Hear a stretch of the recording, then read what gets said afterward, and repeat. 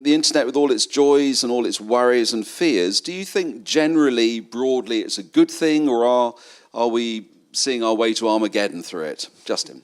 Obviously, it's produced wonderful things. I mean, I love the fact that on a weekly basis, I can talk to people all over the world in all kinds of different spheres and all kinds of different areas of theology and religion. And that would have never been possible, even 20 years ago, let's say, in the way it's possible today. At the same time, of course, you have all of the massive dangers of the voice it gives to extremists and everything else. So I think, like anything, like any God-given thing, it can be used for good and evil. And it's our responsibility to make sure that we're doing whatever we can to ensure it gets used for good. So my answer would be that it's not really whether it's good or bad, but it's rather that it's there and that it has changed things as the same way that digital culture has changed everything. And things are still changing. We're still trying to work it out. And the point of this conversation at the moment isn't necessarily is this going to be is this going to be like a doomsday for faith? Rather, it's what is it going to look like in the next 5 or 10 years? I think social media really has been the key evolution regards religion. Because before then it was quite, discussion forums generally attracted people who belonged to those particular groups, and people would generally discuss things in their own particular groups to ratify what they already thought. But then social media has really kind of opened things up much more broadly. So on the whole, good, because it's given voice to people who maybe didn't have voices before. But as I say, depends how you use it. One of the key issues with all this is around trust and authority, because there are so many voices out there, and I could set myself up as messiah and I could have a few misguided followers within the day, perhaps.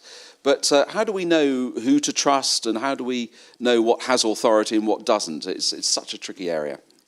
I do think there are now, there's almost split worlds between the, if you like, what you might call traditional world, where there are certain voices of authority, and the online world, especially social media, which has its own whole set of voices of authority from within the religious sphere. But they tend to be the people who basically know how to use the technology best and can get their message out there most cogently and effectively and creatively.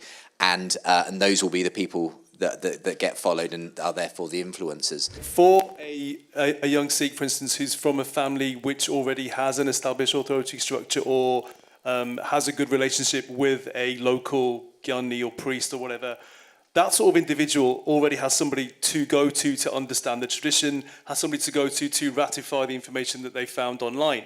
Whereas a person maybe who isn't in that sort of context is likely to pay more attention to what they find and the various different voices online. So different authorities do exist online, but the relationship between offline and online, I think, is very, very important to understand. Scholars are deemed really important in the online space, but the people who are actually the more influential ones are the ones who are almost like patrons for those scholars. There are people who will kind of know how to use social media platforms really well, and what they'll say is that oh, you should listen to this scholar and this scholar and this scholar because they have all the answers. And actually this is kind of where a lot of conflict lies, because there are groups like Imams Online, for example, who do a lot of really good work, but one of the limitations that I think that they've had is that they've been trying to teach scholars how to use social media themselves.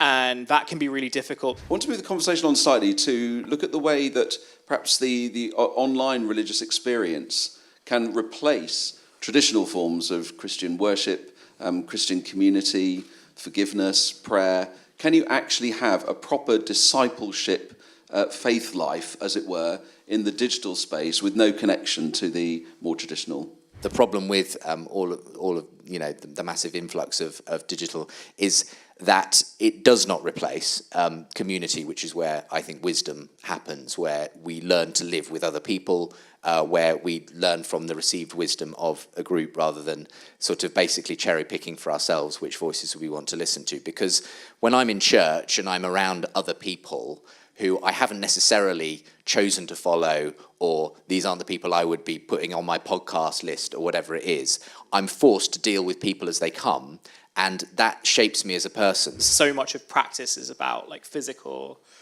presence. So even things like Friday prayers, where you pray in congregation, what the role of local mosques should be doing. So in my case, I'm a member at a mosque that I very rarely go to, but I know that when I pass away, they'll sort out my burial and everything, which is, they'll sort out my parents' like stuff, which is, pretty grim to talk about, but also like pretty reassuring at the same time. That stuff you're not going to get online. When you're looking at like religious obligation and you're looking at religious congregation, like I don't think that the online world can ever really replace that because it's not built to do that. There's two different kinds of community here. There's your local community, which you can't really, step out of, whereas your online community you can kind of dip in and out of as you wish. So the whole emphasis of community and serving the community is very, very important in the Sikh tradition. Many of you would have partaken in food in Lunga. I don't know how that would work online. Would Sikhs order pizzas to people's houses? Looking to our respective religious founders, as it were, Guru Nanak and Muhammad and Jesus, do you think they would have participated in this social media world? Would they have had their own Twitter handle? And if so, what might it have been? I think Jesus, judging by the way he acted and spoke and taught in the Gospels, was willing to embrace the technology of the time, if you like, which was basic compared to us, but was essentially, he drew crowds and he used stories which were engaging and creative and helped people to, put faith and life together. And in that sense, I'd see no reason why Jesus wouldn't have used the tools of modern technology to do that. So Guru Nanak travelled he did 4 long journeys, 13 miles a day. Didn't really proselytize, but he went to places and kind of tried to lead by example. So it was all about the human interaction. So I think rather than chasing likes and followers, it'd be more about, I'm going to be here today, let's have a chat. And it wouldn't all be about, this is me, this is a photo of me, blah, blah, blah. So I think, occasional tweeting, but more about the human interactions. I don't think Prophet Muhammad would be on social media, but I think like the followers would be, because like so much of like Quranic language and interpretation was spread not by Prophet Muhammad, but by the early hadith scholars and the early companions. So, and they were the ones who were like writing things down. They were the ones who were spreading messages. They were the ones who were giving lectures, especially after the death of the Prophet and everything. So in that sense, that was maybe like the social like media at the time, if you want to like draw a parallel to that. So I think, maybe not him, but maybe the followers would.